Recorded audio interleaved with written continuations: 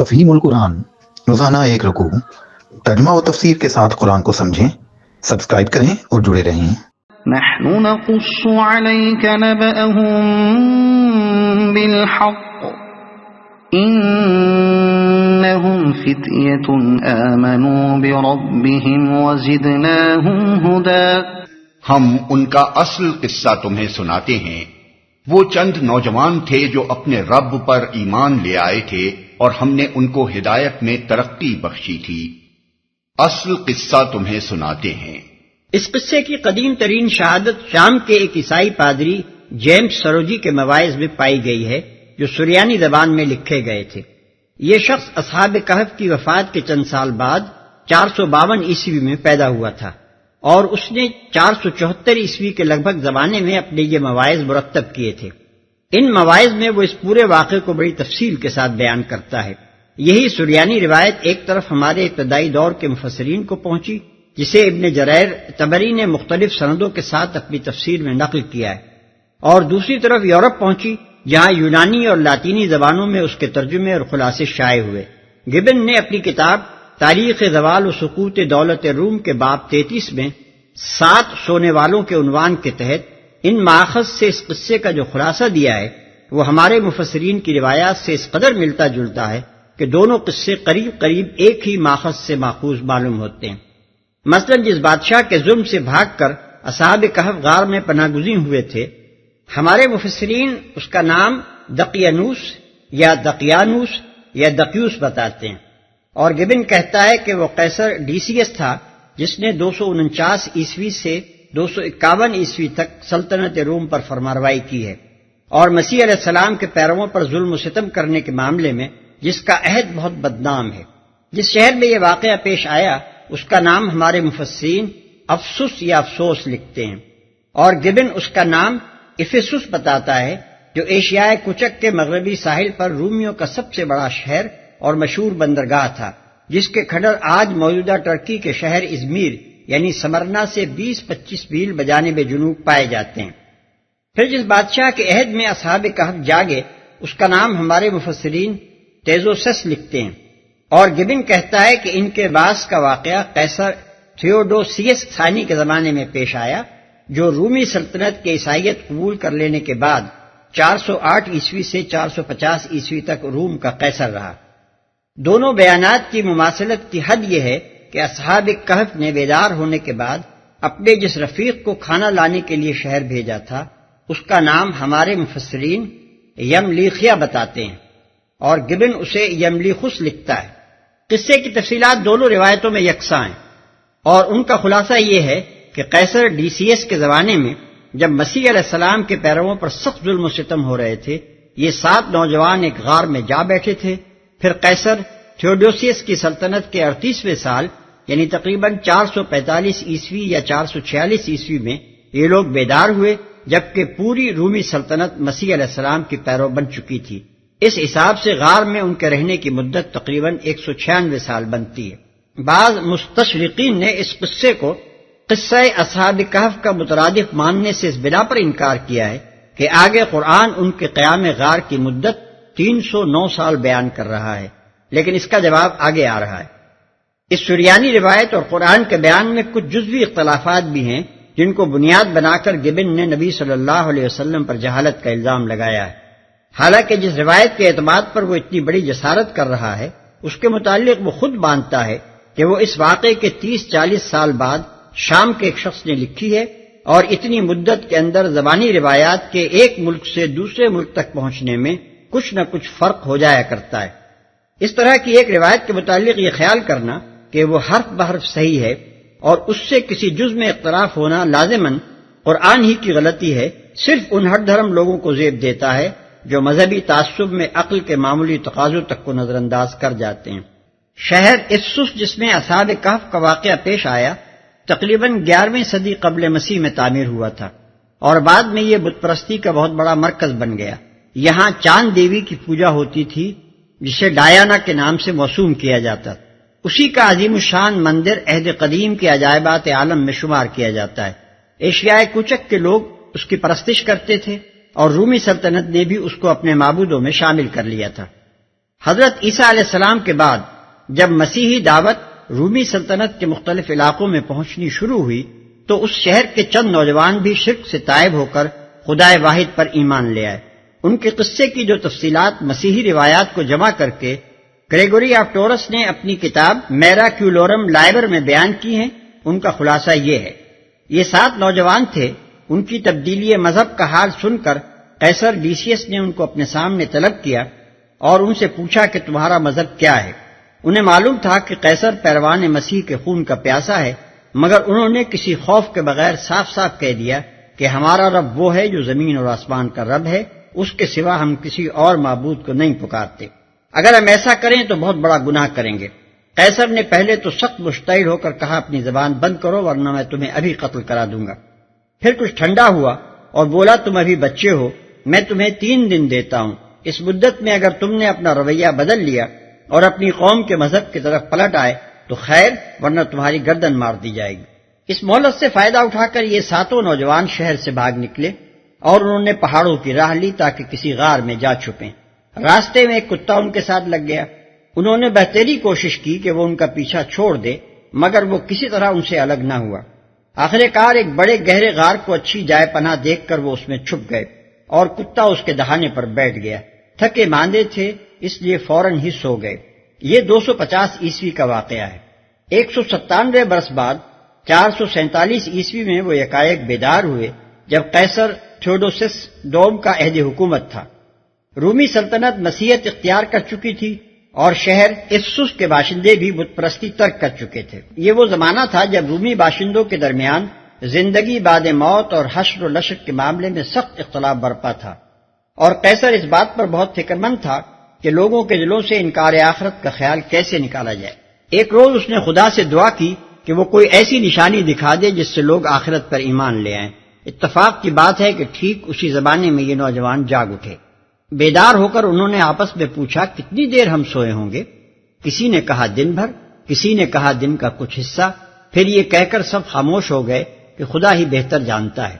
اس کے بعد انہوں نے اپنے ایک ساتھی جین کو چاندی کے چند سکے دے کر کھانا لانے کے لیے شہر بھیجا اور اس سے کہا کہ ذرا احتیاط سے کام لینا، کہیں لوگ تمہیں پہچان نہ جائیں۔ انہیں ڈر تھا کہ اگر لوگوں کو ہمارا پتہ چل گیا تو وہ ہمیں پکڑ لے جائیں گے اور ڈائنا کی پرستش پر مجبور کریں گے۔ مگر جین جب شہر پہنچا تو یہ دیکھ کر حیران رہ گیا کہ دنیا بدلی ہوئی ہے، سب لوگ مسیحی ہو گئے اور ڈائنا کو پوجنے والا کوئی باقی نہیں رہا۔ ایک دکان پر پہنچ کر اس نے کچھ روٹیاں خریدی اور دکاندار کو چاندی کا ایک سکہ دیا جس پر قیصر ڈیسیس کی تصویر تھی۔ دکاندار یہ سکہ دیکھ کر حیران ہو گیا۔ اس نے پوچھا یہ تمہیں کہاں سے ملا؟ جین نے کہا یہ میرا اپنا مال ہے، کہیں سے لایا نہیں ہوں۔ اس پر دونوں میں تکرار ہونے لگی۔ لوگ جمع ہو گئے، حتیٰ کہ کوتوال شہر تک معاملہ پہنچا۔ کوتوال نے کہا مجھے وہ دفینہ بتاؤ جہاں سے تم یہ سکہ لائے ہو۔ جین نے جواب دیا دفینہ کیسا؟ یہ میرا اپنا مال ہے، میں کسی دفینے کو نہیں جانتا۔ کوتوال نے کہا تمہاری یہ بات ماننے کے قابل نہیں ہے، یہ صدیوں پرانا سکہ ہے، تم تو ابھی جوان لڑکے ہو، ہمارے بڑے بوڑھوں نے بھی کبھی یہ سکہ نہیں دیکھا، یہ ضرور کوئی راز ہے۔ جین نے جب یہ سنا کہ قیصر ڈیسیس کو مرے زمانہ دراز گزر چکا ہے تو وہ دنگ رہ گیا اور کچھ دیر تک بالکل دم بخود رہا۔ پھر آہستہ سے بولا کل ہی تو میں اور میرے 6 ساتھی اس شہر سے بھاگ کر گئے تھے اور یہ غار میں ہم نے پناہ لی تھی تاکہ ڈیسیس کے ظلم سے بچے رہیں۔ جین کی یہ بات سن کر کوتوال بھی حیران ہو گیا اور وہ اس کو لے کر اس غار کی طرف چلا جہاں اس کے بیان کے مطابق یہ لوگ چھپے ہوئے تھے۔ لوگوں کا ایک انبوہ کثیر ان کے ساتھ تھا۔ وہاں پہنچ کر یہ امر پوری طرح تحقیق ہو گیا کہ یہ واقعی قیصر ڈیسیس کے زمانے کے لوگ ہیں۔ قیصر تھیوڈوسیس کو اس کی اطلاع دی گئی، وہ خود آ کر ان سے ملا اور ان سے برکت لی۔ اس کے بعد یکایک یہ 7 آدمی غار میں جا کر لیٹے اور وفات پا گئے۔ اس صریح نشانی کو دیکھ کر لوگ مان گئے کہ واقعی زندگی کے بعد موت برحق ہے۔ پھر قیصر کے حکم سے اس غار پر ایک زیارت گاہ تعمیر کر دی گئی۔ غار والوں کی یہ داستان جو مسیحی روایات میں بیان ہوئی ہے، قرآن کے بیان کردہ قصے سے اتنی مطابقت رکھتی ہے کہ انہی کو اصحاب کہف قرار دینا بہت زیادہ قرین قیاس معلوم ہوتا ہے۔ اس پر بعض لوگ یہ اعتراض کرتے ہیں کہ یہ قصہ ایشیائے کوچک کے ایک شہر کا ہے اور قرآن ان واقعات سے بحث نہیں کرتا جو سرزمین عرب کے باہر پیش آئے ہیں۔ اس لیے اس مسیحی قصے کو اصحاب کہف پر چسپاں کرنا قرآن کے اسلوب سے انحراف ہوگا، لیکن ہمارے نزدیک یہ اعتراض درست نہیں ہے۔ قرآن مجید میں دراصل جس بات کا التزام کیا گیا ہے وہ یہ ہے کہ اہل عرب کو عبرت دلانے کے لیے ان قوموں اور طاقتوں کے حالات پر کلام کیا جائے جن سے وہ واقف تھے، قطع نظر اس سے کہ وہ سرزمین عرب کی حدود میں ہوں یا اس سے باہر۔ اسی بنا پر مصر کی قدیم تاریخ قرآن میں زیر بحث آئی ہے، حالانکہ وہ عرب سے باہر واقع ہے۔ سوال یہ ہے کہ جب مصر کے حالات قرآن میں زیر بحث آ سکتے تھے تو روم کے کیوں نہ آ سکتے تھے؟ اہل عرب جس طرح مصر سے واقف تھے اسی طرح روم سے بھی تو واقف تھے۔ رومی سلطنت کی سرحدیں عین حجاز کی شمالی سرحدوں سے ملی ہوئی تھیں۔ عربوں کے تجارتی قافلے شب و روز رومی علاقوں میں جاتے تھے۔ بہت سے عرب قبائل رومیوں کے زیر اثر تھے۔ روم عربوں کے لیے ہرگز اجنبی ملک نہ تھا، سورہ روم اس پر شاہد ہے۔ علاوہ بری یہ بات قابل غور ہے کہ اللہ تعالیٰ نے یہ قصہ قرآن مجید میں از خود بیان نہیں فرمایا ہے، بلکہ کفار مکہ کے پوچھنے پر اس کا ذکر کیا ہے، اور کفار مکہ کو اہل کتاب نے رسول اللہ صلی اللہ علیہ وسلم کا امتحان لینے کے لیے ایسے واقعات دریافت کرنے کا مشورہ دیا تھا جن سے اہل عرب قطعی ناواقف تھے۔ ہدایت میں ترقی بخشی تھی، یعنی جب وہ سچے دل سے ایمان لے آئے تو اللہ نے ان کی ہدایت میں اضافہ کیا اور ان کو یہ توفیق بخشی کہ حق اور صداقت پر ثابت قدم رہیں اور اپنے آپ کو خطرے میں ڈال لینا گوارا کر لیں، مگر باطل کے آگے سر نہ جھکائیں۔ وربطنا على قلوبهم إذ قاموا فقالوا ربنا رب السماوات والأرض لن ندعو من دونه إلها لقد قلنا إذا شططا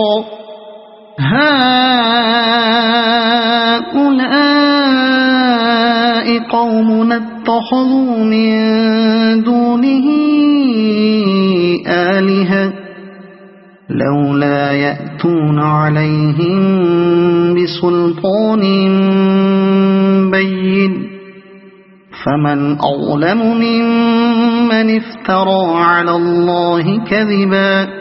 ہم نے ان کے دل اس وقت مضبوط کر دیے جب وہ اٹھے اور انہوں نے اعلان کر دیا کہ ہمارا رب تو بس وہی ہے جو آسمانوں اور زمین کا رب ہے، ہم اسے چھوڑ کر کسی دوسرے معبود کو نہ پکاریں گے، اگر ہم ایسا کریں تو بالکل بے جا بات کریں گے۔ پھر انہوں نے آپس میں ایک دوسرے سے کہا، یہ ہماری قوم تو رب کائنات کو چھوڑ کر دوسرے خدا بنا بیٹھی ہے، یہ لوگ ان کے معبود ہونے پر کوئی واضح دلیل کیوں نہیں لاتے؟ آخر اس شخص سے بڑا ظالم اور کون ہو سکتا ہے جو اللہ پر جھوٹ باندھے۔ وَإِذِ اعْتَزَلْتُمُوهُمْ وَمَا يَعْبُدُونَ إِلَّا اللَّهَ فَأْوُوا إِلَى الْكَهْفِ يَنشُرْ لَكُمْ رَبُّكُمْ